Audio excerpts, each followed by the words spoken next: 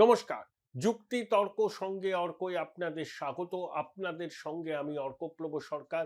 সবার আগে আরো একবার আপনাদের কৃতজ্ঞতা জানাই। আপনারা যেভাবে আমাকে সহায়তা করছেন, সত্যিই আমি কৃতজ্ঞ। আগামী দিনেও আপনাদের সহায়তা থেকে বঞ্চিত হব না এই আশা করি। আপনারা যে ডিভাইসেই আমার অনুষ্ঠান দেখুন না কেন, সাবস্ক্রাইবার বাটনের পাশে থ্যাঙ্কস বাটন, সেখানে ক্লিক করলেই সুপার থ্যাঙ্কস। আপনাদের সহায়তা আমার কাছে সরাসরি পৌঁছে যাবে। ইডির শীর্ষকর্তা শহরে এসছেন, সঙ্গে ৩ জন আইনজীবী। এই প্রতিবেদন যখন দেখবেন তখন হয়তো বৈঠক চলছে বা বৈঠক শেষ হয়ে গেছে। সিবিআই এর ডিআইজি পদমর্যাদার আধিকারিককে বৈঠকে থাকতে বলা হয়েছে এবং একই সঙ্গে সিআরপিএফ এর উচ্চপদস্থ কর্তাদেরও বৈঠকে থাকতে বলা হয়েছে। আমি কয়েকদিন আগে একটা প্রতিবেদন করেছিলাম যে শহরে এত ইডি আধিকারিক কেন। সেটা আমরা দেখতেই পেলাম যে এক আধিকারিককে বিমানবন্দর এক শিল্পকর্তাকে বিমানবন্দর থেকে ইডি গ্রেপ্তার করলো অর্থ পাচার মামলায়। জিএসটি ফাঁকি নিয়ে অভিযান চলছে এবং আরো কোনো অভিযানের পরিকল্পনা আছে কিনা আমি সেই প্রশ্ন তুলেছিলাম। এবং রাজনৈতিক মহলে খবর, এক প্রভাবশালী এয়ার অ্যাপারেন্টের ততোধিক প্রভাবশালী আত্মসহায়ক ২-৩ জন মন্ত্রী ইডির র্যাডারে। সেই এক মন্ত্রীকে তো ১০ বার তলব করা হয়েছিল, তিনি একবার গেছিলেন। লালার ডায়েরিতে সেই মন্ত্রীর নামের অধ্যক্ষরের পাশে ১০ লক্ষ লেখা ছিল, মানে প্রতি মাসে ১০ লক্ষ নাকি লালা দিতেন। যেদিন ইডির নির্দেশক শহরে এলেন সেদিনকে সন্ধ্যাবেলা ইডি একটা প্রেস বিজ্ঞপ্তি জারি করে বলল যে এখনো পর্যন্ত নিয়োগ দুর্নীতিতে সর্বমোট ৬৯৮ কোটি টাকা তারা বাজেয়াপ্ত করেছে। মানে এর মধ্যে সম্পত্তি, নগদ, গয়না ফয়না সব মিলিয়ে। আমার প্রশ্ন, লিপস অ্যান্ড বাউন্সে ১৪৮ কোটি টাকার সম্পত্তি বাজেয়াপ্ত হয়েছিল, তার বাজার মূল্য এখন নিশ্চয়ই অনেক। তাহলে লিপস অ্যান্ড বাউন্সের যে সম্পত্তি বাজেয়াপ্ত হয়, সেই সম্পত্তি বাজেয়াপ্ত মুক্ত করার জন্য কি সংস্থার কর্তৃপক্ষ আবেদন জানিয়েছিলেন? আমি জানি না। কেউ জানালে পরে আমি বাধিত হব এবং অবশ্যই আমার প্রতিবেদনে উল্লেখ করব। দেখুন, অমিত শাহ যখন ২০২৫-এর শেষ কয়েকদিন রাজ্যে ছিলেন, সাংবাদিক বৈঠক করেছিলেন। সেই সাংবাদিক বৈঠকে তাকে একজন সাংবাদিক সরাসরি প্রশ্ন করেছিলেন যে প্রভাবশালীদের বিরুদ্ধে ইডি কেন অভিযান করছে না এত প্রমাণ থাকা সত্ত্বেও। অমিত শাহ বলেছিলেন ইডির কাজ করছে, ইডির কাজে কেন্দ্রীয় সরকার হস্তক্ষেপ করে না। দেখুন, রাজ্যে যেমন সিআইডি, কেন্দ্রের তেমনি ইডি, সিবিআই, ওগুলো নামেই স্বায়ত্তশাসিত। আসলে কেন্দ্রীয় সরকারের ইচ্ছা মর্জি অনুযায়ী তাদের কাজ করতে হয়। এই সত্যটা স্বীকার করে নেওয়ার মধ্যে কোনো অপরাধ নেই। তাহলে অমিত শাহের রাজ্য ছাড়া দুরাত্রি থাকার পর ২ সপ্তাহের মধ্যে আইপ্যাকের কর্ণধার প্রতীক জৈনের বাড়িতে, তাদের দপ্তরে ইডির হানা, মুখ্যমন্ত্রীর পৌঁছে যাওয়া, ফাইল ছিনিয়ে নিয়ে বেরিয়ে যাওয়া, ইডি সুপ্রিম কোর্টের দ্বারস্থ হওয়া, প্রায় ২০০ ইডি আধিকারিকের কলকাতা এবং আশপাশে অঞ্চলে ঘাঁটি গাড়া, এবং ইডির যিনি অধিকর্তা তিনি তো প্রায় ১.৫ বছর আগে দায়িত্ব নিয়েছেন, তার হঠাৎ করে কলকাতায় আসা, উচ্চপদস্থ আধিকারিকদের সঙ্গে বৈঠক করা, এ অনেকগুলো সম্ভাবনার দিগন্ত খুলে দিচ্ছে। প্রথম কথা, আমার ধারণা ইডি কিন্তু এবার ঝাঁপাবে। তারা কিন্তু জালটা গুটিয়ে দিয়েছে। দেখুন, একজনকে আপনি, খুব লোকে বলছে একে গ্রেপ্তার করা হচ্ছে না, ওকে কেন গ্রেপ্তার করা হচ্ছে না। কেজরিওয়াল যদি জেলে যেতে পারে, হেমন্ত সোরেন যদি যেতে পারে, তাহলে এয়ার অ্যাপারেন্ট কেন বৈভবের আস্ফালন করছে? এটা কি সেটিং? প্রথম কথা, আপনাকে আদালত গ্রাহ্য প্রমাণ দিতে হবে। আদালত গ্রাহ্য প্রমাণ না দিতে পারলে ইডিরই মুখ পড়বে। তখন ইডিকে সমালোচনায় বিদ্ধ হতে হবে, সুপ্রিম কোর্টে ভৎসনার মুখে পড়বে। তাই আটঘাট বেঁধে ইডি কিন্তু কাজ করছে। আমার মনে হয় যে যে লুজ এন্ড গুলো ছিল সেই লুজ এন্ড গুলো ইডি এবার ঠিকঠাক করতে পেরেছে। মানে আদালত গ্রাহ্য তথ্য নথি সবকিছু ইডি এখন তাদের কাছে পেয়েছে এবং সেটাকে মূলধন করেই কিন্তু তারা তাদের পরবর্তী পদক্ষেপ নেবে পরিষ্কার। নইলে ইডির অধিকর্তা ঠিক আছে তার আধিকারিকদের মনোবল বৃদ্ধি করতে আসতে পারেন, যে যে অনগোয়িং এনকোয়ারিগুলো চলছে তা স্টক টেকিং করতে পারেন, আইনজীবীদের আনতে পারেন যে ইডির আধিকারিকদের বিরুদ্ধে অনেক রকম এফআইআর করেছে রাজ্য প্রশাসন, সেগুলো কিভাবে মোকাবিলা করা হবে। সিআরপিএফ এর অধিকর্তাকে ডাকা হচ্ছে নিরাপত্তা ব্যবস্থা নিশ্চিত করার জন্য।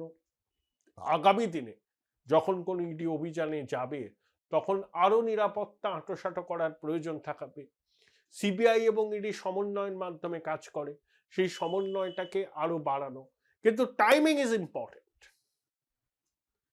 যে সময় ইডি শীর্ষকর্তা শহরে এসআইআর নিয়ে উত্তেজনা তুঙ্গে, আইপ্যাকের দপ্তরে কিছুদিন আগে রেড হয়েছে, মুখ্যমন্ত্রী গেছিলেন, জীবন কৃষ্ণ সাহা আর প্রসন্ন রায়ের 57.5 কোটি টাকা স্থাবর অস্থাবর সম্পত্তি বাজেয়াপ্ত হয়েছে, নিয়োগ দুর্নীতিতে মোট 698 কোটি টাকার সম্পত্তি ইডি অ্যাটাচ করেছে, প্রেস বিজ্ঞপ্তিতে জানানো হয়েছে। তাহলে এই আবহে ইডির অধিকর্তার শহরে আসা এটা কাকতালীয় নয়, নিশ্চয়ই কোনো বড় পরিকল্পনা আছে। এবং বিভিন্ন সূত্র মাধ্যম মারফত যে খবর পাওয়া যাচ্ছে, বড় পরিকল্পনা হচ্ছে রাঘব বোয়ালদের জালে তোলা। এতদিন তথ্য প্রমাণ জোগাড়ের কাজটা চলছিল, আমার মনে হয় সেগুলো সম্পূর্ণ হয়ে গেছে বা সম্পূর্ণ হওয়ার পথে, এবং কেন্দ্রীয় সরকারের সবুজ সংকেত পাওয়া গিয়েছে। দেখুন, দ্বিতীয় সর্বোচ্চ প্রভাবশালীর বিরুদ্ধে ব্যবস্থা নিলে রাজ্যের শাসক দল তাণ্ডব করবে। মনে আছে নিজাম প্যালেসে নারদা মামলায় যখন রাজ্যের মন্ত্রীদের সিবিআই গ্রেপ্তার করেছিল, মুখ্যমন্ত্রী চলে গেছিলেন। কলকাতার প্রাক্তন পুলিশ কমিশনার রাজীব কুমারের বাড়িতে সিবিআই গেছিল, মুখ্যমন্ত্রী চলে গিয়েছিলেন। শেক্সপিয়ার সরণি থানার পুলিশ সিবিআই আধিকারিকদের কার্যত ঘাট ধাক্কা দিয়ে শেক্সপিয়ার সরণি থানায় নিয়ে গিয়েছিল। মুখ্যমন্ত্রী অবস্থান করেছিলেন ধর্মতলায়। এ তো আধিকারিকদের ব্যাপার। যদি দ্বিতীয় সর্বোচ্চ প্রভাবশালীকে বিরুদ্ধে ইডি ব্যবস্থা নেওয়ার ব্যাপারে মনস্থির করে, serious law and order problem হবে রাজ্যে, সিরিয়াস। কারণ ওই দুষ্কৃতীরা তখন নেমে পড়বে মরিয়া হয়ে। তাহলে ইডির আধিকারিকদের জীবনের ঝুঁকি থেকে যাবে। অনেকে বলেন না কেন করছে না সেটিং, তারা বলতেই পারেন এটা তাদের রাজনৈতিক উদ্দেশ্যে বলা, বললেও লাভ হবে না, শূন্য তো শূন্যই থাকবে। প্রশ্ন হচ্ছে নিরাপত্তাটাকে আঁটোসাঁটো করতে হবে যদি এই অভিযান করতে হয়। তার জন্য যা যা করার ইডি সেটা করবে। সেই জন্য সিআরপিএফ এর বড় কর্তাকে ডাকা হয়েছে, আইনজীবীদের পরামর্শ, সিবিআই এর সঙ্গে সমন্বয়, তথ্যের আদান প্রদান। আমার ধারণা, আমি আগেও বলেছিলাম, কেন্দ্রীয় সরকার এই প্রভাবশালীদের বিরুদ্ধে অভিযান করার বিষয়ে সবুজ সংকেত ইডিকে দিয়ে দিয়েছে। এই যে আইপ্যাকের দপ্তরে অভিযান হলো, সেখানে কিন্তু রাজ্যের মানে কর্মরত কোনো আধিকারিক ছিলেন না, দিল্লি থেকে আনা হয়েছিল, অন্য রাজ্য থেকে আনা হয়েছিল। কারণ রাজ্যের আধিকারিকদের যদি আগে থেকে খবর পেতেন, অনেকে বলেন খবরটা ফাঁস হয়েছে, তো তাই বাইরের রাজ্যের আধিকারিকদের দিয়ে এই রেডটা ইডি করিয়েছিল। তাহলে প্রভাবশালীদের বিরুদ্ধে অভিযানের ক্ষেত্রেও কিন্তু সেই একই পন্থা অবলম্বন করতে পারে ইডি। তবে কিছু একটা হবে। এমনি এমনি এই আবহে পশ্চিমবঙ্গে দুরাত্রি থাকবেন ইডির অধিকর্তা। এতদিন তিনি আসেননি, এখন এলেন। কয়েকদিন আগে আইপ্যাকের দপ্তরে অভিযান হয়েছে, ইডি সাড়ম্বরে প্রেস রিলিজ দিয়ে বলছে 698 কোটি টাকার সম্পত্তি স্থাবর অস্থাবর নিয়োগ দুর্নীতিতে তারা বাজেয়াপ্ত করেছে। আমার প্রশ্ন, এ প্রশ্ন শুধু আমার নয়, অনেকের হয়ে আমার প্রশ্ন, লিপস অ্যান্ড বাউন্সের তো প্রচুর সম্পত্তি বাজেয়াপ্ত হয়েছে, সেই সম্পত্তি মুক্ত করার ক্ষেত্রে কি তারা কোনো উদ্যোগ নিয়েছেন আমি জানি না। কাকু জেলে যেতে পারে আর কাকুর বস বৈভবের আস্ফালন করবে, দৃষ্টিকটু লাগে না? একে চ্যালেঞ্জ ওকে চ্যালেঞ্জ। বাংলার মানুষের একটা বড় অংশ চায় তদন্ত খেলা নয়, এবার আসল সত্যটা উন্মোচিত হোক, সুড়ঙ্গের শেষ প্রান্তে যাক, না হলে এই বেয়াদব প্রভাবশালী তার ধমকানি চমকানি কিন্তু বেড়েই চলবে। ধরাকে সরাগে ইতিমধ্যেই করে, যদি দেখে যে সবকিছু করে পার পেয়ে যায়, তার কেশাগ্র কেউ স্পর্শ করে না, তখন সে হাতে মাথা কাটবে। কেন্দ্রীয় সরকারের উচিত এই অরাজকতা থেকে বাংলাকে মুক্ত করার জন্য পদক্ষেপ করা, কোনো রাজনৈতিক প্রতিহিংসার বসে না।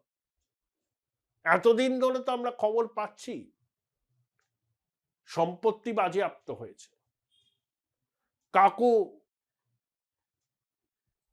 1 ঘন্টার মধ্যে একজনের নাম কোথায় 90 বার উচ্চারণ করেছিলেন, তার কথাও বলা হয়েছে, যদিও তার পুরো পরিচয় ইডি ইচ্ছা করে প্রকাশ করেন। এবারের নিষ্পত্তি চায় বাংলার মানুষ।